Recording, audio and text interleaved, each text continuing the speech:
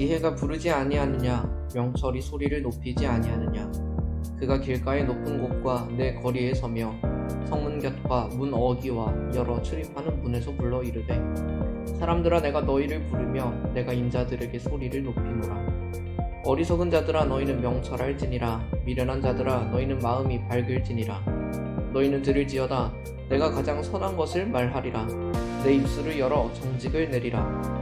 내 입은 진리를 말하며 내 입술은 악을 미워하느니라. 내 입의 말은 다 의로운즉 그 가운데 굽은 것과 배역한 것이 없나니, 이는 다 총명 있는 자가 밝게 아는 바요 지식 얻는 자가 정직하게 여기는 바니라.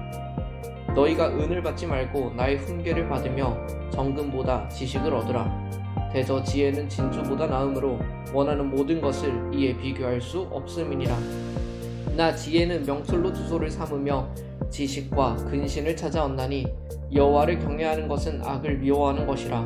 나는 교만과 거만과 악한 행실과 패역한 입을 미워하느니라.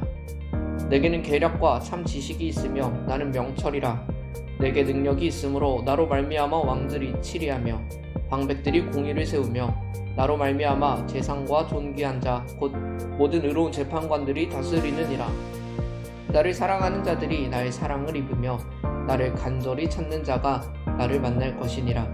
부귀가 내게 있고 장구한 재물과 공의도 그러하니라. 내 열매는 금이나 정금보다 나으며 내 소득은 순은보다 나으니라. 나는 정의로운 길을 행하며 공의로운 길 가운데로 다니나니, 이는 나를 사랑하는 자가 재물을 얻어서 그 곳간에 채우게 하려 함이니라. 아멘. 1절부터 21절까지의 이 긴 말씀은 하나님의 지혜 그리고 하나님의 명철을 노래하는 내용입니다. 그 지혜가 얼마나 뛰어난지, 그 지혜가 얼마나 가치 있는지, 그리고 우리 귀에 쏙 들리는 말씀으로서 금과 은보다도 귀한 것이 바로 지혜다라고 말하고 있습니다. 근데 여기서 더욱더 놀라운 점은 이 지혜가 마치 사람처럼 표현된다라는 점이에요.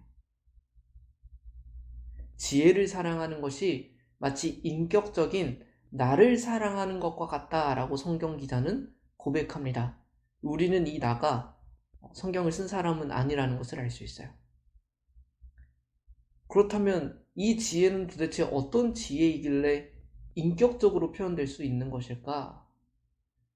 우리는 차차 잠언을 통하여 혹은 잠언을 넘어 성경을 통하여 하나님의 지혜가 어떤 분인지를 알게 될 겁니다. 그러나 오늘 더 주목해보고자 하는 것은 우리에게 정말로 지혜가 필요하다라는 너무나도 당연한 사실이에요. 그리고 그 지혜를 우리가 어디서부터 얻을 수 있을까라는 생각들입니다. 잠시 우리의 시선을 현실로 돌아봅시다. 작년부터 우리나라의 1인 가구, 2인 가구의 수가 그 3인 이상의 가구 수를 넘어섰다라는 발표가 있었습니다. 그래서 어떤 사람들은 이제 혼자 사는 사람이 많구나, 결혼하고 아이를 가지지 않고 살아가는 사람이 많아졌구나 라고 해석을 합니다. 그러나 또 어떤 사람들은 직장 생활에서조차 제대로 된 인간관계를 맺지 못하고 그저 일적인 관계만 맺으며 살아가는 사람들이 집에 갔을 때 1인 가구여서 이야기할 대상이 없고 자신의 말을 털어놓을 상황이 없어질 거다. 수많은 사람들이 우울증에 빠지고 수많은 사람들이 소통에 문제를 겪을 것이다 라고 진단하기도 했고, 그런 문제들이 이제 한국 사회 속에서는 조금씩 나타나고 있습니다. 어떻게 그런 것들을 알 수 있었을까요? 지금 우리가 살아가는 현실 속에서는 너무나도 많은 것들이 필요합니다. 겉으로만 보이는 문제가 있을 수 있습니다. 그러나 그 내면에 숨겨진 진정 원인이 따로 있을 때가 너무나도 많습니다. 오늘 읽은 본문 말씀 속에서 왕들과 방백들이 왜 지혜를 찾습니까? 왜 재상과 존귀한 자, 그 모든 재판관들이 또 하나님의 지혜를 구할까요? 네, 우리에게는 지혜가 없이는 어떤 문제의 원인을 제대로 찾을 수 없고 진짜 문제를 해결할 수 없기 때문에 그렇습니다. 지금 예시로 들었던 그런 문제뿐만이 아닙니다. 수많은 사회 문제들을 우리는 어떻게 해결할 수 있을까요? 지금의 청년들의 진로 문제는 우리가 어디로 나아가야 하고 어떻게 살아야 할지는 어떻게 알아낼 수 있습니까? 신앙적으로 일을 한다는 것은 무엇입니까? 기독교인이 회사 일을 한다는 것은 다른 회사원들과 어떻게 다를까요? 우리는 그거에 대해서 손쉬운 대답을 내릴 수가 없습니다. 우리에게는 지혜가 필요합니다. 그리고 이 지혜가 필요함은 교회 다니는 사람뿐만이 아니라 하나님을 믿지 않는 사람도 그 필요성을 절실히 깨닫습니다. 그러나 그 둘이 서로 다른 이유는 하나. 우리는 지혜의 근본이 어디서 오는지를 압니다. 관계라는 것이 필요한 인간. 왜 사람에게는 소통과 관계가 필요할까? 그 문제를 어떻게 해결할 수 있을까는 그 인간, 그 사람을 창조하신 하나님께 그 근본적인 해결책이 있습니다. 왜 여호와를 경외하는 것이 지혜의 근본이라고 잠언은 이야기합니까? 네, 그분이 우리를 지으셨습니다. 그분이 이 세상을 지으셨고 이 세상과 사람에 대한 지혜는 그분에게서 나오는 것만이 참 진리가 될 수밖에 없으며 그것만이 근본적인 해결책이 될 수밖에 없기 때문입니다. 여러분 17절의 말씀을 그렇게 기억하며 나아갔으면 좋겠습니다.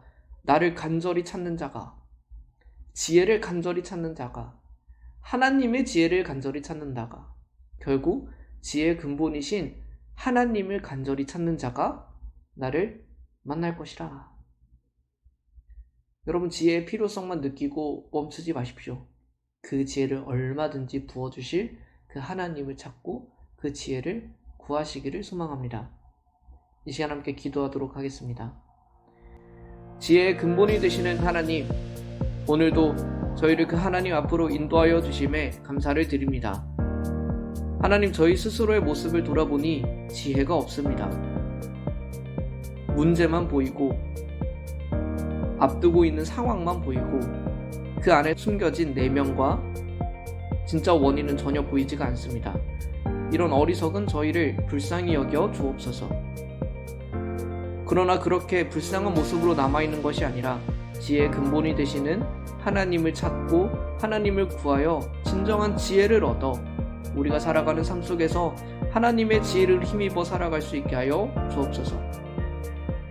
때마다 있는 곳마다 우리를 가르치시고 인도하여 주시기를 간절히 구하며 우리의 길과 진리가 되시는 예수 그리스도의 이름으로 기도드립니다.